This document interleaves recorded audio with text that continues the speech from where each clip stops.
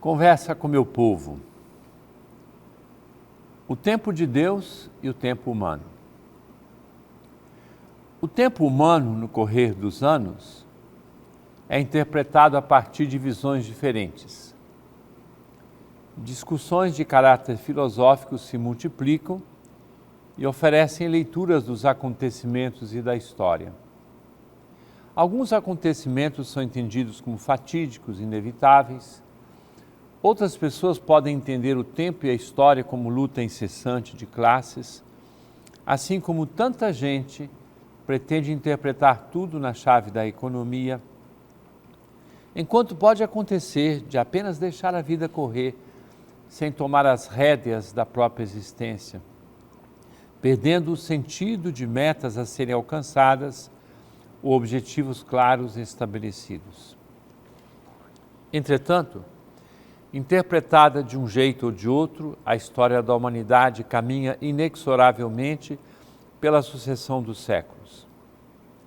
Há alguns anos, a passagem do milênio suscitou receio e, ao mesmo tempo, em tantas pessoas, muito medo, o que se repete em ondas milenaristas mais frequentes do que se poderia imaginar. E o medo do fim do mundo retorna na cabeça e na vida de tanta gente, tornando-se, inclusive, argumento de grupos religiosos que procuram conversões e mudanças de vida, infelizmente com duração muito breve, como o medo do escuro, que se dissipa ao nascer do dia, ou quando alguém acende uma luz.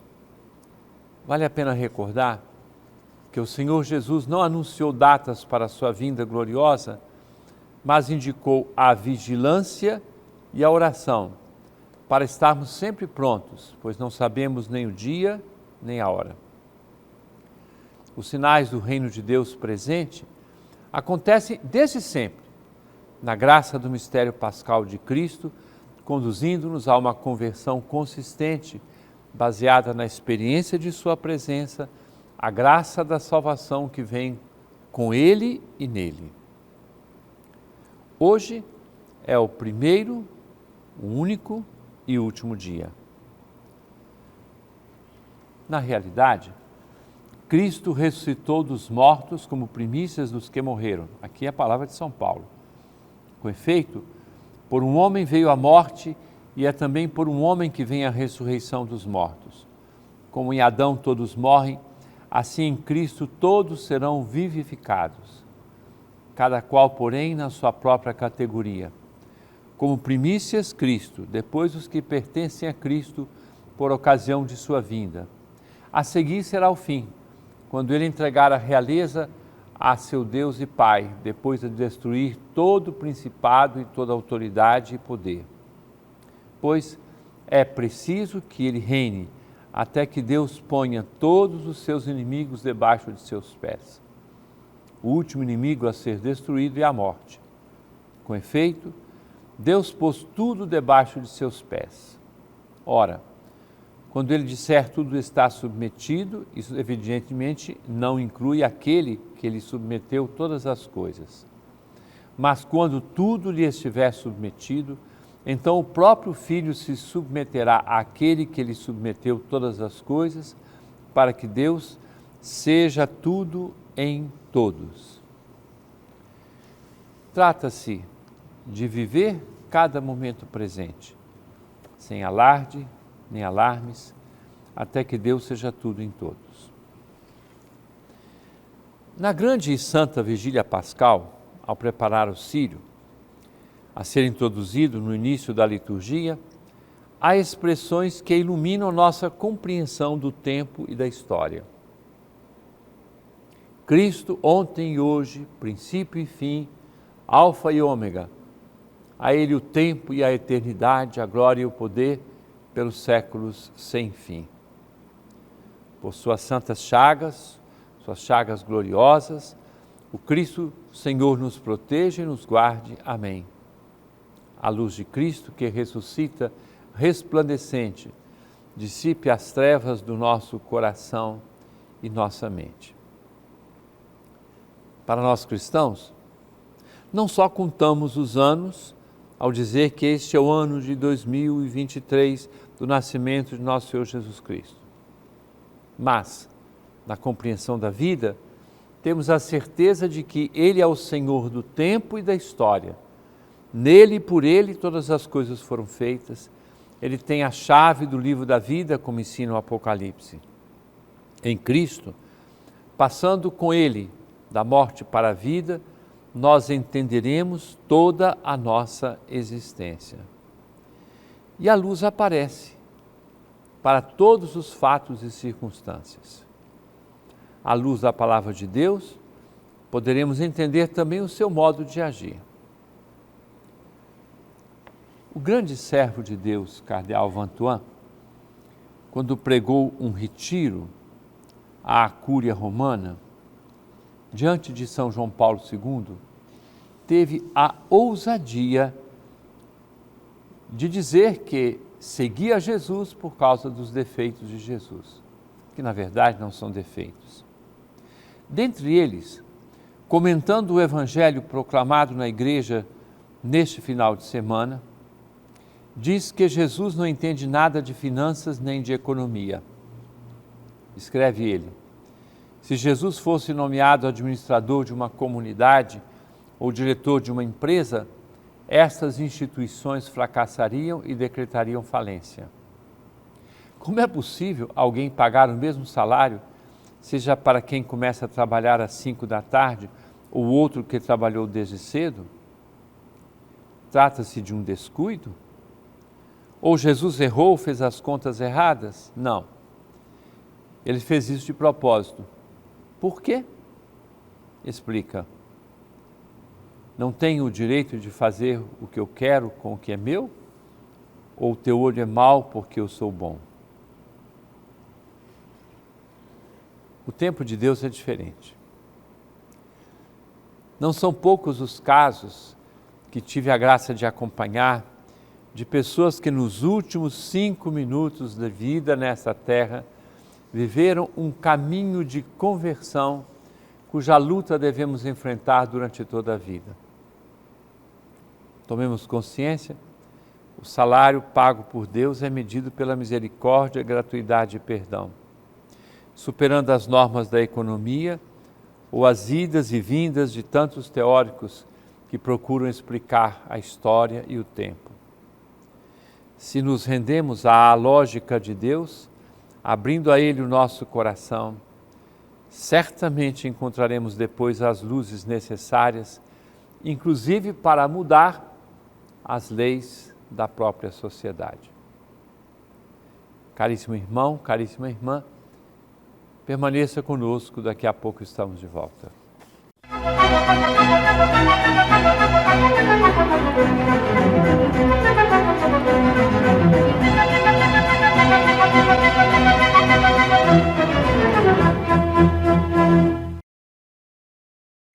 Conversa com meu povo. Perguntas que as pessoas nos enviaram e que procuramos juntos as respostas. Ludmila Parente, de Belém, pergunta: Dom Alberto, quando o senhor participa da procissão do Círio de Nazaré e caminha bem próximo à Berlinda, com a imagem dentro daquele isolamento, qual é a cena que mais marca a sua percepção de pastor? Primeiro, a resposta que posso dar é exatamente olhar para aquele ícone da presença mariana na vida da igreja, que é a imagem peregrina de Nossa Senhora de Nazaré, como também vendo a imagem original de plástico na Basílica de Nazaré, vendo esses ícones, a certeza de que Nossa Senhora foi colocada como aquela que caminha à nossa frente e é modelo para todos nós. Outra cena que mais me impressiona é a diversidade das pessoas que participam do Círio. O Círio é uma das expressões daquilo que nós queremos na Igreja de Belém. Uma igreja de portas abertas. O círio é uma expressão de misericórdia, de acolhimento, de valorização de todas as pessoas que nele se envolvem. E por isso eu posso dizer, através dessa pergunta que me é feita, todos são muito bem-vindos entre nós e queremos ser esse rosto da misericórdia de Deus para todas as pessoas que participam do nosso Círio de Nazaré. Cláudia Menezes, qual a mensagem que Jesus deixa na Transfiguração? Muitos interpretam como reencarnação. É correto? É claro que não é correto, não é? Basta estudar um pouquinho a Bíblia, né? Quando eles têm a visão de Moisés e Elias, é uma experiência espiritual muito bonita. Tiveram essa experiência porque na concepção bíblica precisa de 2 testemunhas para assegurar a verdade. E no fundo, os evangelhos querem dizer, a lei e os profetas confirmam aquilo que Jesus ali está mostrando. Ele mostra a outra face da medalha, porque os apóstolos ficaram assustados com os anúncios da morte de Jesus e ele vai dizer, o depois da morte é a ressurreição. Nós acreditamos não em reencarnação, mas nós acreditamos em ressurreição. Pessoas que afirmam que possa haver reencarnação, é bom que elas estudem um pouquinho mais a Bíblia. Pergunta de Gilmara Tancredo, de Belém. Dom Alberto, por que ainda usamos o latim em algumas celebrações? Veja só, nós temos, na edição típica do Missal, o latim como uma língua oficial. O latim tem algumas coisas muito importantes e bonitas, porque é muito objetiva a sua linguagem. Então, como eu trabalhei na tradução desse novo Missal, eu faço parte da Comissão Episcopal de Textos Litúrgicos e fui reconfirmado agora nesse ano. Então, nós temos o texto em latim, eu tenho todo o Missal em latim, e ali se traduz para o inglês, os países de língua inglesa, para o francês, para o espanhol, para o italiano, daí por diante, para o português. Então, nós temos uma língua de referência, que é o latim, os textos litúrgicos oficiais são feitos em latim, para garantir objetividade, profundidade, fidelidade à teologia da Igreja. Então, nós podemos cantar alguns cantos em latim. Muitas vezes se canta o Glória. Alguém diz assim, canta o Kyrie eleison em latim. Kyrie eleison é grego, não é latim, não é? Que quer dizer, Senhor, tem piedade de nós, não é? É mais do que um pedido, é uma afirmação, dizer que o Senhor, Ele que tem piedade de nós, é a pronúncia do nome de Jesus, que é portador de salvação, né? Mas o Glória, muitas vezes se canta em latim, ou santo, ou outras partes, né? Quer dizer, isso ajuda a valorizar peças musicais que foram feitas no correr dos séculos e que têm tanto valor como arte e como ajuda para nós reconhecermos a importância do fato de que a vida da igreja suscitou cultura, música, arte e daí por diante. Mas normalmente as missas são todas em português, como nós vemos no texto do Missal, que foi recentemente publicado, que já está em uso em várias paróquias da nossa arquidiocese. Márcia Cristina Soares, de Belém. Qual a importância dos servidores do altar? Bom, a liturgia, ela é feita de uma série de ministérios. Então, os servidores do altar, coroinhas, acólitos, como quiserem chamar, esses servidores do altar são pessoas que se inteiram da vida litúrgica da igreja, começam a conhecer mais a liturgia, servem ao altar ajudando o padre, o diácono ou outros ministros adultos. Então, servidores do altar, que podem ser crianças, adolescentes, jovens ou também adultos, esses servidores do altar têm importância justamente nessa palavra, serviço ao altar. Então, quando você encontra, como é o meu caso, que eu vou todos os dias às paróquias, eu encontro esses servidores do altar e aproveito para dizer o como eles se preparam bem. Na grande parte de nossas paróquias, nós temos servidores do altar muito bem preparados e fazem muito bem. Vilma Barbosa, de Belém. Norberto, por que foram criados os santuários aqui na Arquidiocese? Bom, Vilma, o que é um santuário? É um lugar de peregrinação, lugar de intensa vida de oração, lugar de sacramento da penitência. Então, os santuários foram criados justamente para nós termos centros de intensa vida de oração. Até poucos anos, o único santuário mariano era o Santuário Basílica de Nossa Senhora de Nazaré, de grandíssima importância na nossa vida de igreja na Arquidiocese de Belém.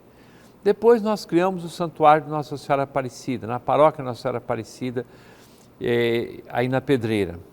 Pergunte às pessoas que moram na Pedreira para verificar a importância desse santuário.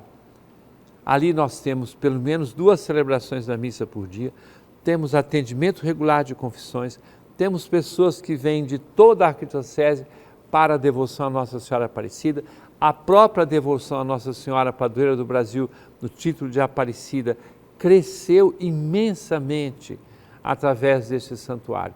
Então, só para dizer, esse santuário, que é para a região Santa Cruz, ele já vive a sua missão de uma forma tão significativa.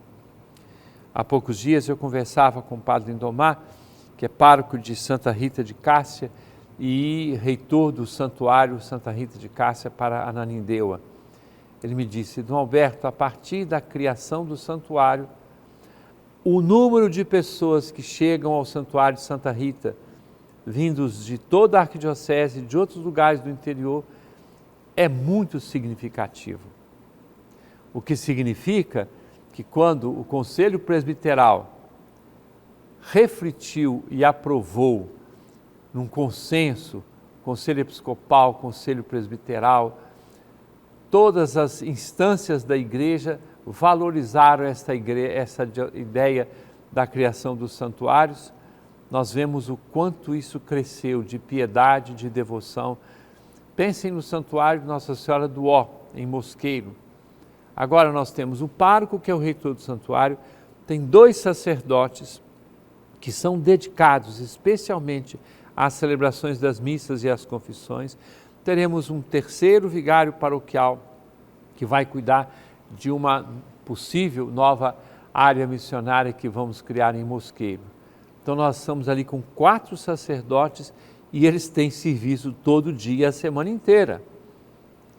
Então, importância dos santuários, ter lugares de peregrinação, lugares de formação, além do fato de que cada um dos santuários acentua uma dimensão pastoral da vida de nossa igreja.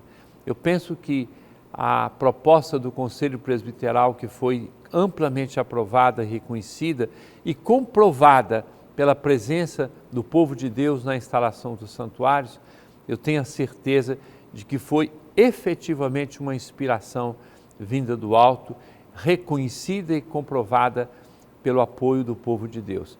Se você acompanhar os vídeos que foram feitos de todas as instalações dos santuários, vocês poderão todos perceberem a resposta, a adesão, a confirmação que veio do povo de Deus. E já é antiga a expressão de que a voz do povo é a voz de Deus. Também por aqui isso funciona. Caríssimo irmão, caríssima irmã, desça sobre todos a bênção de Deus Todo-Poderoso, Pai, Filho e Espírito Santo, e permaneça para sempre. Amém.